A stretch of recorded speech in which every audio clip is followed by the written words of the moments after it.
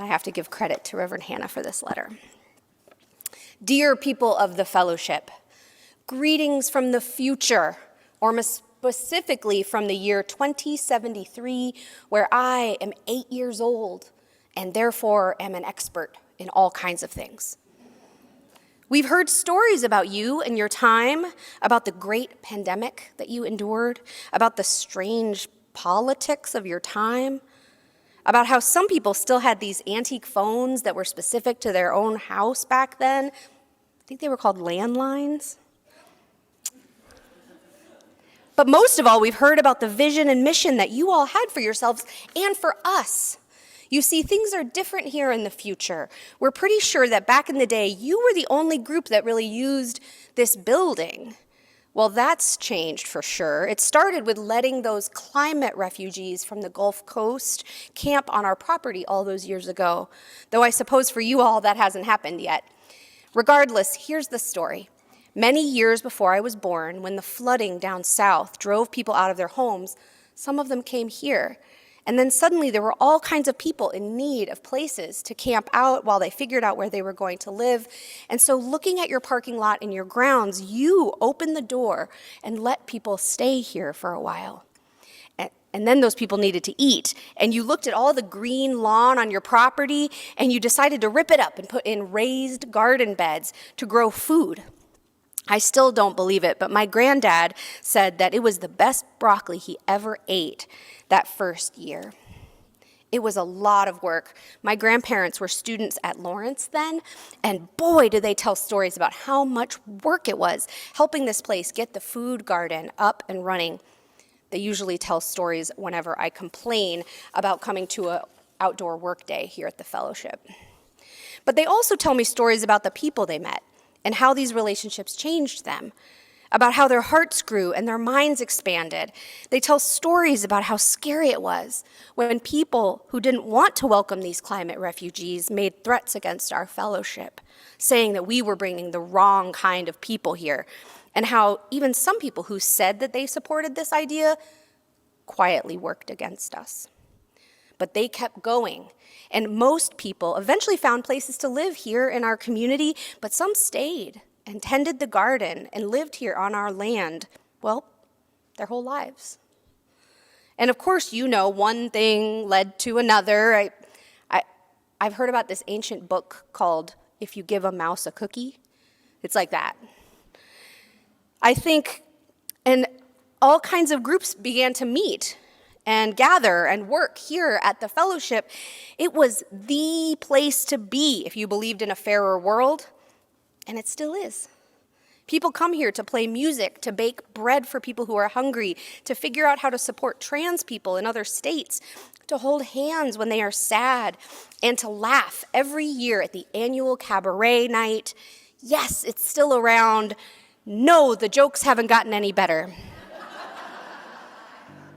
Anyhow, there's lots more I would love to tell you, but it's my turn to light the chalice tonight at the All Ages Chapel, and I've got to go before the minister, or worse, my mother, comes looking for me.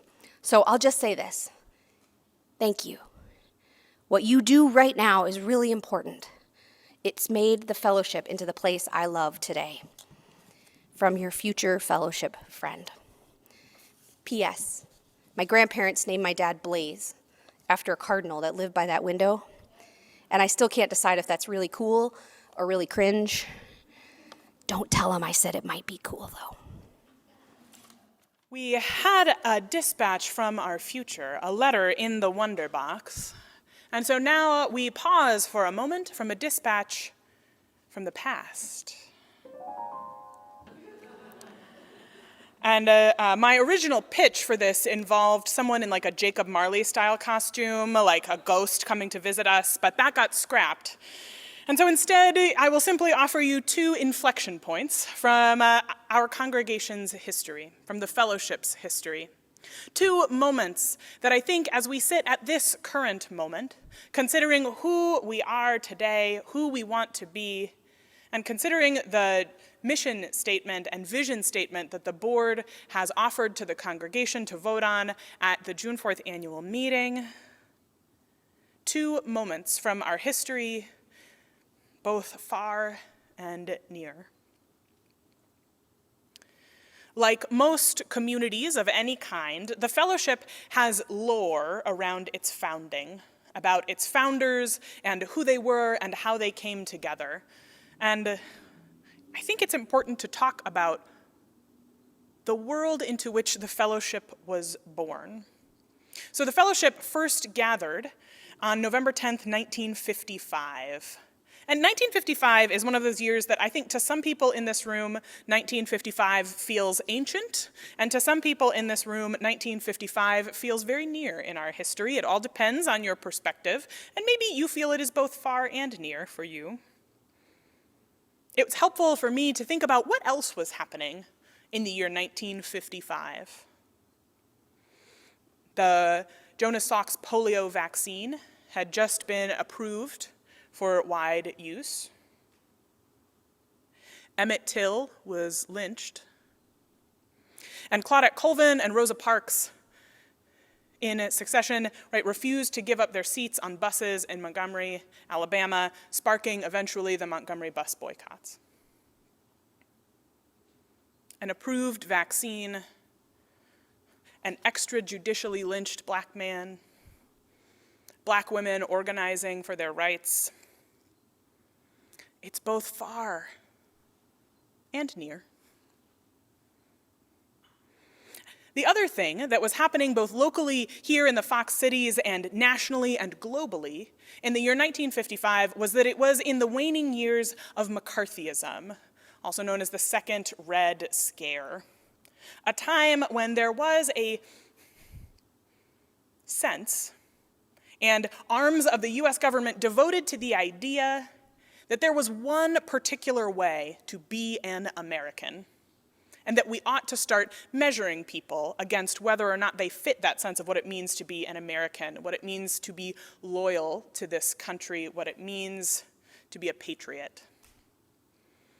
It was an iteration of what we now mostly call white Christian nationalism, the sense that there was a particular way to be American, and that if you didn't fit that mold, you were regarded with suspicion, whether just in your own community or for many people regarded with suspicion in their workplaces. And so it's into this world that the original founders of what is now the Fox Valley UU Fellowship gathered. It was in that context that they came together and rejected the idea that there was one way to be an American, that there was one way to be a religious person, that there was one way to gather in community and seek the highest. They rejected all of that, and sometimes I think in a world where participation in a religious community is increasingly optional in our society, it can be easy to forget how radical it was for the founders to envision a different kind of religious community. So I offer the purpose, the original purpose statement of the Fox Valley, what was then called the Fox Valley Liberal Religious Fellowship, hand inscribed in painstakingly beautiful font on the front page of our membership book. The purpose of this organization shall be to join its members into a religious and educational fellowship, to develop human character and personal responsibility, to further individual freedom of belief, and to advance liberal religion through study, service, and spiritual consecration.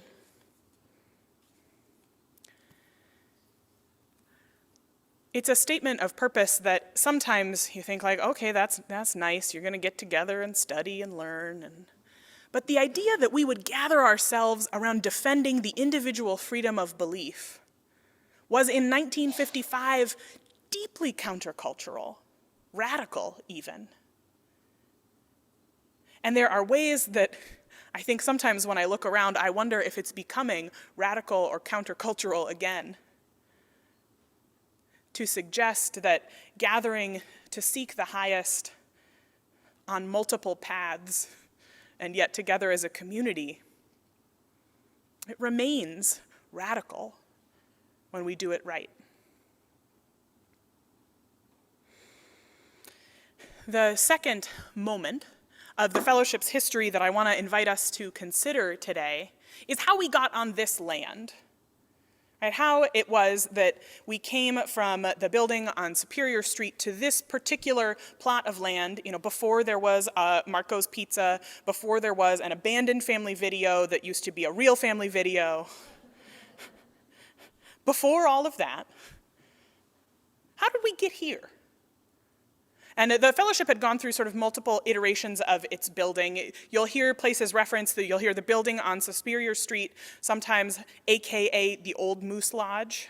Every congregation has those sort of lore things where this is it's called multiple things. The church that I previously served in Cheyenne called it the Little Yellow Church. That was our apocryphal homeland. But how do we get here?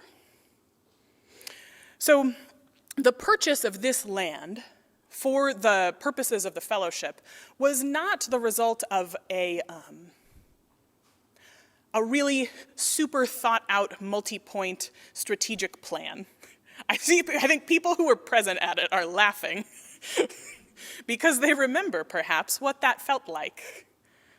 That the purchase of this land was not undertaken in a way that people would think of as that's a smart and traditional nonprofit management strategy.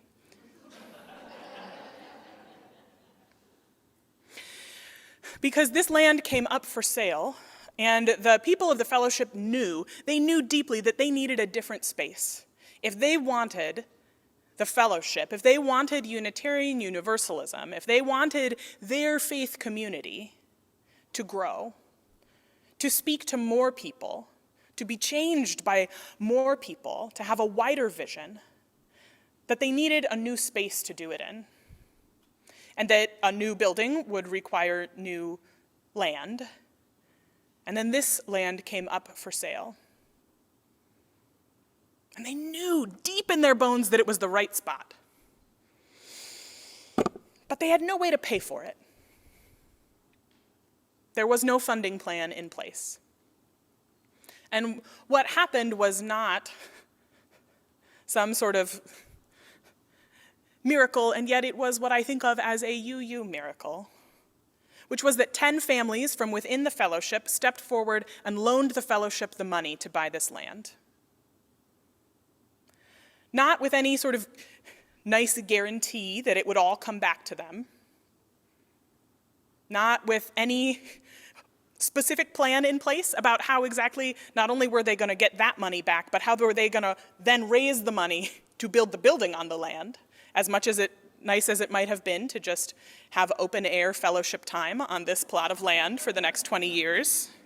I'm grateful every winter that they built the building. Those 10 families took an enormous leap of faith. An enormous leap of belief in the conviction of their community, of the necessity of their community, that it needed to change, something needed to happen, and nobody was quite sure what, but they thought this might be the thing, and they leapt. And they bought this land. They bought the place that you and I gather Sundays. They bought this place that is home to so many who have come after them. And for that, we give thanks.